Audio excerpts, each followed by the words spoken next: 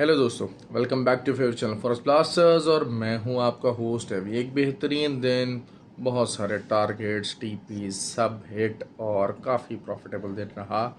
लेकिन उन लोगों के लिए जिन्होंने कुछ समझदारी से ट्रेड करने की कोशिश की, जिन्होंने जो बताए हुए एसओपीज़ थे उनको फॉलो किया, ये चीज़ें जो हैं वो मुसलसल मैं अपने फ्री व्हाट्सएप ग्रुप के अंदर गाइड करता रहता हूँ। Free WhatsApp group totally free, 100% free है, हर कोई ज्वाइन इन कर सकता है और everybody could be the part of it. और उसके लिए करना आपको क्या है, सिर्फ आपको ऑक्टाफैक्स और एक्सनेक्स में नीचे हमारे दिए हुए लिंक पे, आईबी लिंक के ऊपर आपको क्लिक करना है और वहाँ से अकाउंट बना के तो डिपॉजिट करके ट्रेड करनी है वहाँ पर, क्योंकि एक्टिव ट्रेडर्स ही अलाउड है। व्हाट्सएप नंबर जो है वो दिया हुआ है और उस पर भी आप रब्ता कर सकते हो। और अगर ऑलरेडी आप ऑक्टाफेक्स और एक्सनेक्स पर ही ट्रेड कर रहे हैं तो फिर आपको करना क्या है, आपको सिर्फ आईबी चेंज करके हमारी इस कम्युनिटी ग्रुप का हिस्सा बन जाना है। कम्युनिटी ग्रुप सिग्नल ग्रुप नहीं है, खाली लर्निंग बेस्ड ग्रुप है। लर्निंग बेस्ड ग्रुप के अंदर जो है वो चीज़ें तमाम जो हैं वो बताई जाती हैं, सिखाई जाती हैं। फंडामेंटल्स को ख़ुसूसी तौर के ऊपर जो है वो एम्फेसाइज दिया जाता है। और माजरत जी, अभी तक खांसी जो है वो उससे कोई निजात नहीं मिल सकी है, लेकिन इंशाल्लाह थिंग्स आर गेटिंग बेटर। और सिखाना, क्योंकि हमारा फोकस होता है लर्निंग के ऊपर। बार बार मैं कोशिश यही करता हूँ, हर एक को मैं कहता हूँ कि जी लर्न कर लें, चीज़ें लर्न कर लें। मार्केट में बहुत सारी चीज़ें हैं, ज़ाहिर बात है, एक ग्रुप भी है, कम्युनिटी भी है, तो वो 24 आवर फंक्शन नहीं कर सकती। लेकिन आप अपने, अगर आपने सीखा हुआ, आपने लर्न किया हुआ, आपकी डिपेंडेंसी सिग्नल बेस्ड नहीं है, तो फिर आप जिस टाइम भी उठेंगे वो जो लर्निंग है वो वर्क करेगी।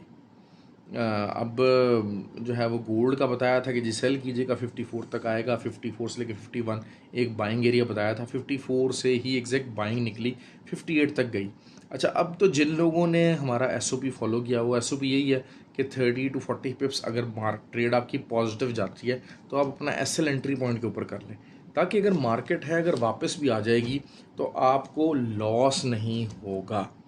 तो जिन्होंने ये प्रोसीजर अडॉप्ट किया तो वहाँ तो वो ठीक है। बाकी ये कि देर वॉज हाई चांसेस, बाद में ग्रुप के अंदर बात हुई, सारा कुछ चीज़ चली कि 56 से नीचे जो है वो क्लोजिंग आएगी and it will be a pretty bearish one. आज जॉल्स रिपोर्ट का डाटा था, तो जॉल्स रिपोर्ट जो है वो number of jobs were reduced, तो जो इम्पैक्ट सोचा हुआ था वैसा ही आया। उसका कोई बहुत ज़्यादा हाई इम्पैक्ट नहीं था। ISM numbers were pretty true, actually काफ़ी ज़्यादा वो थे और अच्छे नंबर्स आए। कुछ एरियाज़ को बहुत अच्छे तरीके से उसमें किया गया, कुछ कॉस्ट बेस्ड एरिया से वहाँ मिक्स डाटा रहा। देखें, फंडामेंटल्स को रीड करना और फंडामेंटल्स के इम्पैक्ट को रीड करना, this is something very tricky. हर एक के बस की बात वो नहीं है, क्योंकि अक्सर ये होता है कि फंडामेंटल्स जो होते हैं वो एक कॉन्टिन्यूएशन के अंदर काम कर रहे होते हैं। आपको एक मिक्स सिग्नल्स मिल रहे होते हैं, लेकिन उसके अंदर जो प्राइम फंडामेंटल्स होते हैं वो आपको एक ही डायरेक्शन के अंदर चल रहे होते हैं, और 2-3 फंडामेंटल जो हैं वो मिल के आपको एक दिन जो है वो बहुत अच्छी बड़ी मेजर मूव देते हैं। तो this is what basically ISM numbers was all about. और यही है कि इस वीक के अंदर, अब नेक्स्ट वीक जो है वो एडीपी जॉब नंबर्स हैं। जॉब्स रिपोर्ट तो आ गई, एडीपी जॉब नंबर्स है। पिछली दफ़ा ADP jobs number was very high, actually very high. अच्छा, इस दफ़ा भी कंसेंसस को 189 के करीब हुआ है, लेकिन आई डू थिंक कि ये ज़्यादा आना चाहिए। बेसिकली तो 349 के करीब था, तो 2-2.25 लाख के करीब अगर जॉब्स रिपोर्ट का नंबर आता है तो that will be something very tricky, actually. और इस चीज़ को लेके अगर हम इस चीज़ को देख लेते हैं कि क्या चीज़ हो सकती है और उसका कैसा इम्पेक्ट निकल सकता है, तो और क्योंकि एनएफपी नंबर्स भी हैं, तो वही बात है कि तीनों जो जॉब डाटा है वो एक कॉन्टिन्यूशन के अंदर रीड किया जाएगा। फंडामेंटल्स का कोर्स जो है वो फॉरेस्ट एकेडमी बहुत सारे लोग पूछते हैं, लेकिन मैं हमेशा बात करता हूँ कि बहुत सारे बेताशा लोग हैं यार, उनको बेसिक्स ही नहीं आते। टेक्निकल्स साइड का बेसिक और एडवांस कोर्स वो किए बगैर आप खाली फंडामेंटल्स की बेस के ऊपर भी आप 0/0 रहेंगे। क्योंकि मैं हमेशा बात करता हूँ कि आपको अगर अच्छा ट्रेडर बनना है, एक कामयाब ट्रेडर बनना है, तो आपको टेक्निकल साइड, फंडामेंटल साइड और फिर आपको अपनी साइकोलॉजी, रिस्क मैनेजमेंट हो गया, इसके अंदर इस पोर्टफोलियो मैनेजमेंट हो गया, ये चीज़ें जो हैं ये तीनों आपको इकट्ठे मैनेज करनी पड़ेंगी, ये तीनों चीज़ें सीखनी पड़ेंगी. So this is how you have to get enhance as a trader. यही चीज़ें मैं फ्री व्हाट्सएप ग्रुप के अंदर बताता हूँ. और फॉरेक्स ब्लास्टर एकेडमी भी इसी पर्पज़ के लिए खोली गई है. बेसिक का कोर्स ऑफरिंग के लिए है. 10 अगस्त को जो है उसकी रजिस्ट्रेशन हो रही है, ऑनलाइन और फिजिकल दोनों की. तो आप लोग उसके लिए भी आप व्हाट्सएप नंबर पे कांटेक्ट करके आप उसको कर सकते हैं. बात सर ये है कि देखिए, पैसा डाल देना, मार्केट के अंदर बैठ जाना और ख़ाली एक ऐप को रन कर लेना कि जी कहाँ से बाय लगी कहाँ से लगी, दिस इज़ नॉट इनफ. आप अगर इस चीज़ को प्रोफेशनली अडॉप्ट करना चाहते हैं तो आपका हार्ड अर्नड मनी है, एक पैसा लगा हुआ, आपका हज़ारों डॉलर लोग इन्वेस्ट करने को तैयार है. मैं I am really surprise on those people कि जो हज़ारों डॉलर तो लगाते हैं, $1000 लगाते हैं, लेकिन सीखने को तरजीह नहीं देते. उनकी कोशिश है कि हमें कोई एक ऐसा कोई चीना मीना सिग्नल ग्रुप मिल जाए जहाँ पर हमें बता दिया जाए कि जी ये सिग्नल है, और वो कहे जी 99% एक्यूरेसी है. और भाई 99% एक्यूरेसी है, लेकिन things can move into the other direction very easily. तो आप वही चीज़ है कि कुछ $1000-1200 अगर अपने ऊपर पूरा एक साल 2 साल की प्लानिंग कर लें और अपनी लर्निंग के ऊपर लगा लें, तो आई थिंक कि आप इस फील्ड को एज अ प्रोफेशनली अडॉप्ट कर सकते हैं और इसको आप इधर से रिज़ल्ट भी ले सकते हैं. और असल चीज़ यही है कि जो इस फील्ड का जो प्रॉफिट है वो आम जितने भी बिजनेसेस हैं उसको सुपरसीड करता है, ओवरकम करता है हमेशा से. ये चीज़, इसमें कोई दो राय नहीं है कि अगर आप दुनिया के जो मंझे हुए लोग हैं, दुनिया के जो अमीर तरीन लोग हैं, उनको स्टॉक ब्रोकर्स या जो है वो ट्रेडर्स के तौर के ऊपर देखेंगे, और वही बात है कि ट्रेडर्स के लिए जो है वो पैसे की वैल्यू नहीं है, इजी कम इजी को, और ये चीज़ें जो हैं वो सीखते हैं.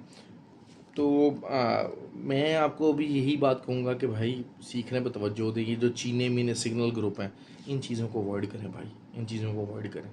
ये जो बातें हैं ना जी, हमने स्कैल्पिंग की तो 20 पिप्स ने इधर से निकाल लिए, तो 30 पिप्स इधर से निकाल लिए, दिन में 3 दफ़ा 30 पिप्स के हमने सिग्नल रन कर लिए. यार ये चीज़ें ना कीजिए. हाँ ज़रूर, जब साइडवेज मार्केट फंसती है तो स्कैल्पर्स बहुत इंजॉय करते हैं, इसमें कोई डाउट नहीं है. जब भी मार्केट साइडवेज रेंज के अंदर फंसेगी, अब जैसे अगर हम यूरो की बात कर लेते हैं, जीबीपी की बात कर लेते हैं, इस साइडवेज रेंज के अंदर फंसा हुआ है. और ऑयल भी थोड़ा बहुत साइडवेज रेंज के अंदर फंसा हुआ है. अच्छा, ऑयल के ऊपर, ऑयल आज टेक्निकल साइड के ऊपर तो थोड़ी बहुत इसने जो है वो नीचे को मूवमेंट दिखाई, लेकिन असल चीज़ ये है कि ऑयल को फंडामेंटल पुश मिल रहा है. एक बहुत ज़्यादा फंडामेंटल पुश यही है कि सऊदीया की तरफ से एक्सपेक्टेशन है कि सप्लाई कट की बात हो रही है.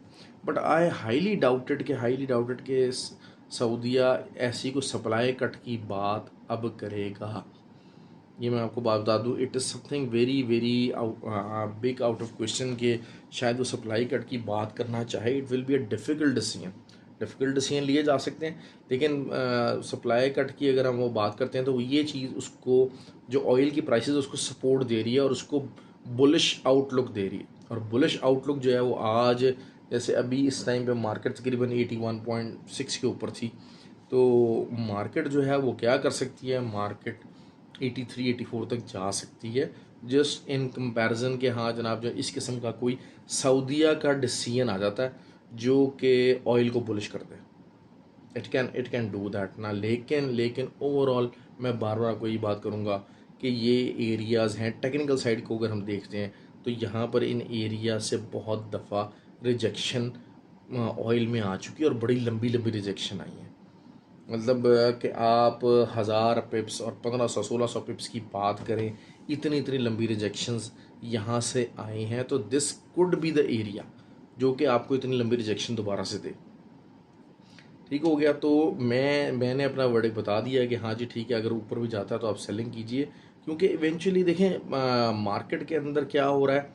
मार्केट के अंदर रिसेशन बेस्ड डाटा आ रहा है. यूएस में तो रिसेशन अभी नहीं है, लेकिन अगर इसी तरीके से रेट ऑफ इंटरेस्ट को इंक्रीज़ रखा जाएगा तो रिसेशन तो आएगा. अभी आप देखें, कल मैं एक रिपोर्ट पढ़ रहा था यूएस मार्केट की कि जो लोन्स डिस्पर्समेंट है या लोन्स एप्लीकेशन है वो कम हुई हैं.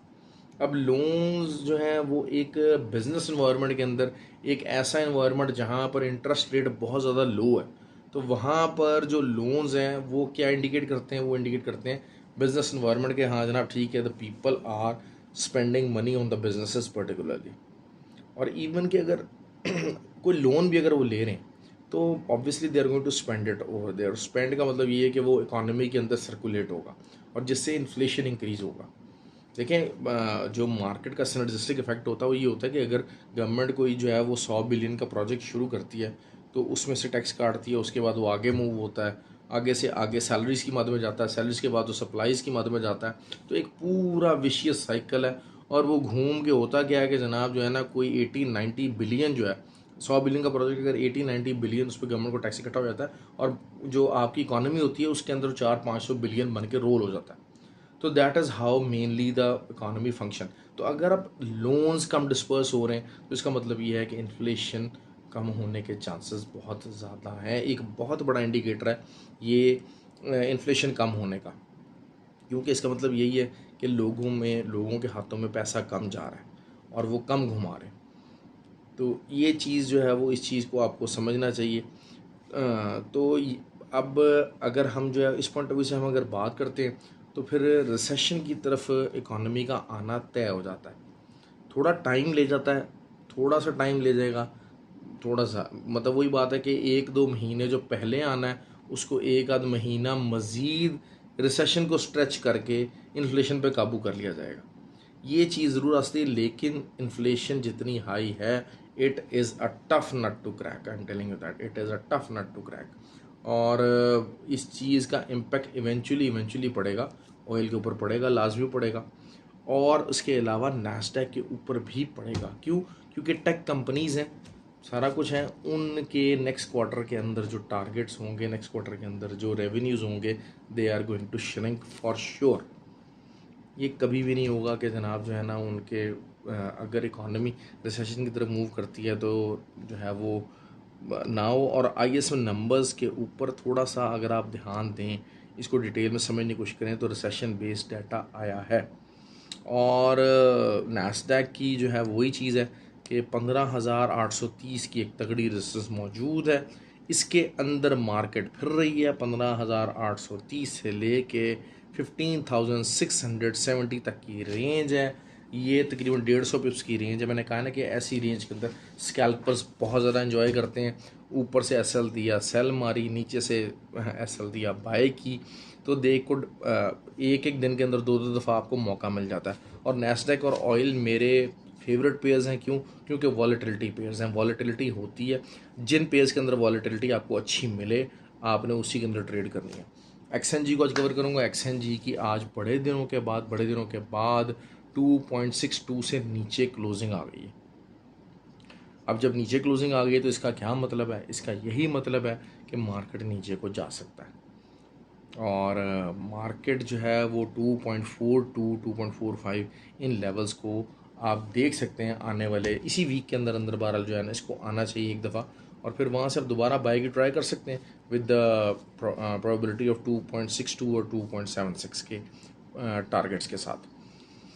अच्छा, कल जो है वो जो हमारी सबसे बेस्ट ट्रेड थी, बहुत सारे लोगों ने हमें कहा जी सिल्वर। मैंने कहा जी सिल्वर आपको बता देते हैं, क्योंकि कुछ लोग होते हैं सिल्वर पर ट्रेड नहीं करते कि जी स्प्रेड ज़्यादा है और वॉलेटिलिटी बहुत ज़्यादा है। लेकिन आज जो ट्रेड मैंने बताई थी, मैंने कहा था कि 25 के एसएल के साथ आप सेलिंग कीजिए। और मार्केट कहाँ तक आई? मार्केट आई है 24.11 तक। तो बेहतरीन किस्म की जो है वो सेलिंग थी, बेहतरीन किस्म का जनाब जो है ना वो प्रॉफिट अर्न किया जिन्होंने उस सिल्वर के अंदर ट्रेड की। क्योंकि सिल्वर की ट्रेड मैंने बताई उसी कंडीशन में थी कि पक्की ट्रेड होनी चाहिए तब बताई जाए। अच्छा, और कुछ अरसे पहले मैंने आपको कैनेडियन डॉलर वर्सेस यूएसडी की ट्रेड बताई थी और मैं कहा था कि Canadian dollar is trying to break out. अब मेरे हिसाब से आज की जो क्लोजिंग है वो तकरीबन उसको ब्रेकआउट हम कंसिडर करेंगे।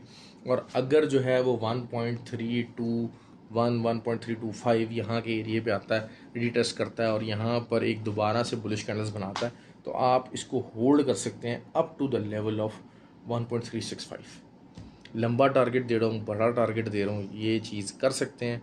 DXY is on the move, लेकिन थोड़ी सी रिट्रेसमेंट लेगा।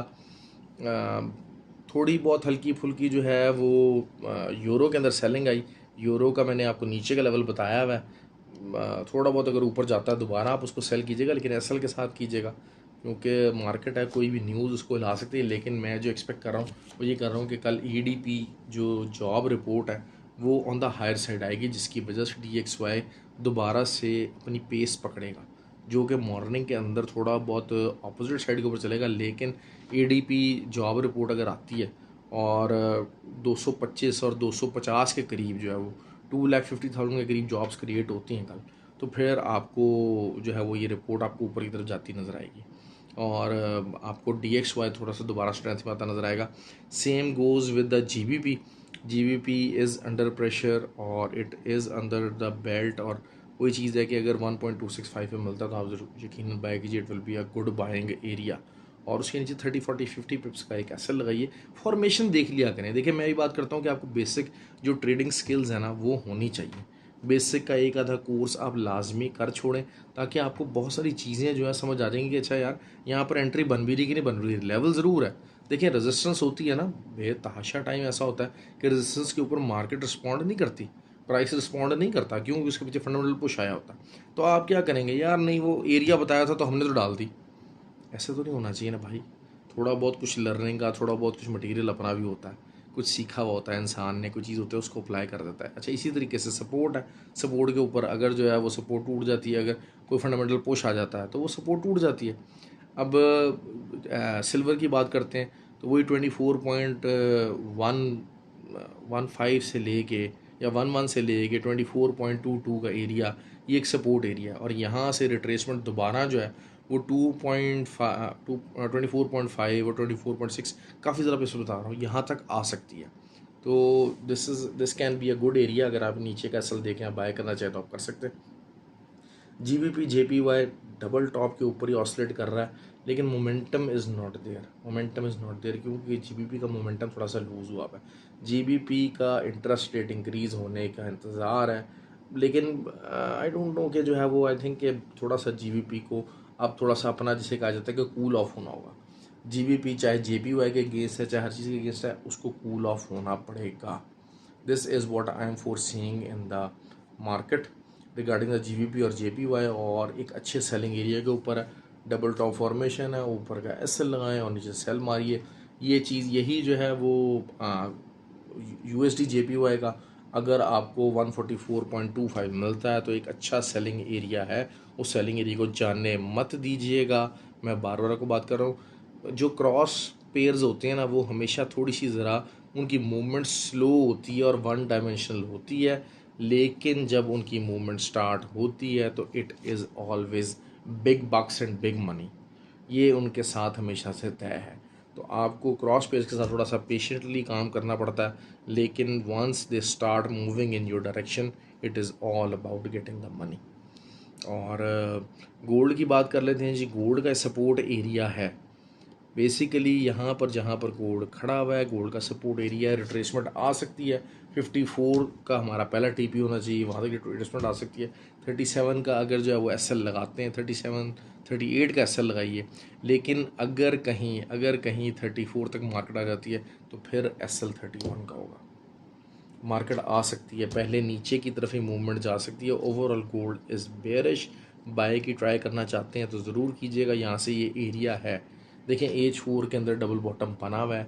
डबल बॉटम के ऊपर एक नेचुरल फिनोमेना है कि आपको बाय की ट्राई लेनी है नीचे SL के साथ। It can always turn out to be good area. SL hit हो जाता तो कोई ऐसा मसला नहीं, आपको दोबारा से आपको पता है कि what you have to do, कि अगर जो है वो फेक ब्रेकआउट की एक्सपेक्टेशन लेकर आप बैठे हुए तो फिर आपको जो है वो दोबारा से बाय लगानी है। लेकिन अगर आप समझते हैं कि हाँ जनाब ये जो सपोर्ट टूटी है ये प्रॉपर है और सारा कुछ और मज़ीद नीचे जा सकता है, जिसके चांसेस हैं, लेकिन अगर 54 के ऊपर मिल जाता है या कहीं 58 59 के एरिया में मिल जाता है गोल्ड, तो फिर it will be something very ideal selling. और उस सेलिंग को मेरे हिसाब से आप शायद थोड़ा बहुत लंबा होल्ड भी करना चाहें तो वो भी कर सकते हैं, वहाँ पर भी आपको बहुत अच्छा प्रॉफिट हो सकता है। ओके जी, तो ये थी जी मार्केट का आज आपका रिव्यू। आई होप कि आपको सारी चीज़ें क्लियर हुई होंगी। लोग मुझे ये कहते हैं कि सर आप जो है वो गोल्ड के ऊपर थोड़ा ज़्यादा कवर किया करें। देखें गोल्ड को मैंने बड़ी डिटेल के साथ बड़ी आसान ट्रेड करके बताता हूँ हमेशा से मेरी कोशिश होती है कि गोल्ड की ट्रेड को ज़्यादा घुमाने फिराने के बजाय सिंपल लेवल्स बताए जाएँ, उस लेवल के ऊपर अगर आपकी जो बेसिक नॉलेज है उसके मुताबिक एंट्री बन रही है तो आप एंट्री लीजिए, अगर नहीं बन रही तो आप अवॉइड कीजिए। पेशेंस अपने ऊपर जो है टेम्परामेंट के ऊपर कंट्रोल कीजिए। टेम्परामेंट सबसे बड़ी चीज़ है। लोग लॉसेस को इतना इतना देखते हैं, प्रॉफिट देखने की ताकत नहीं रखते। ये ताकत आपने अंदर पैदा करें, इंशाल्लाह इंशाल्लाह कभी ऐसा नहीं होगा कि आप लॉस खाएंगे। ओके जी, ख्याल रखें अपना। Thank you very much.